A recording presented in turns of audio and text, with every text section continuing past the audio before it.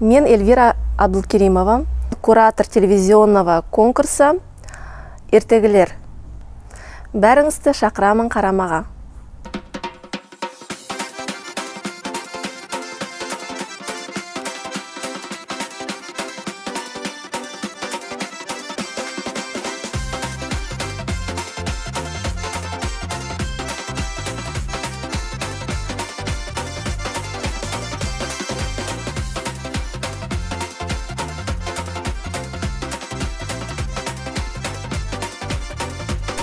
Ана тіл оқытушылары бүгін Достар ТВ ұйғылаған проектпен таныстылар.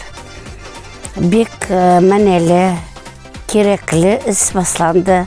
Соға көрі біз бәрімізде, оқытушылар да, оқушылар да сол өзгерісті бек қызықлы етіп өзгармаға ойластық. Маға да бұл проект бек ярады. Ноғай халық ауызлама ярықландыру үшін көтерікшіліге, біздің ноғай тілімізді байытпаға деген проектті ойлаймын. Әлді сондай проектлер көп болсын, сондай проектті көтеретін ясылар да көп болсын. Айқайды бізде көп ертегілер түзілді, ноғай халық авторларының, ноғай халық ертегілері, солардың біреусін алармын деп ойлаймын. Бек ярады. Неге десе, бұл проект бек үлкен мәселеді көтереді. Ноғай тілдің таралту уақында бүтінде бүгінде біздің балаларымыз ноғайша сөйлемейділер, әйелдер де сөйлемейді, балалар ешікте сөйлемейділер, қиналадылар ноғайша сөйлеме. Дерістерді бізді қиналамыз оларман. Сол тілді сақлар үшін түзілген проекті болайым.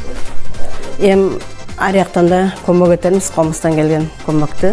Біздің жолығыз қызықлы кетті деп айтқым келеді. Ана тілдің оқытушылары ертегі проекті бек хош көріп алдылар.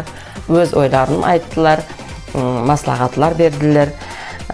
Мен ойлаймын, бұл ертегілер проект үлкен жоғары дәрежеде өтірдіп.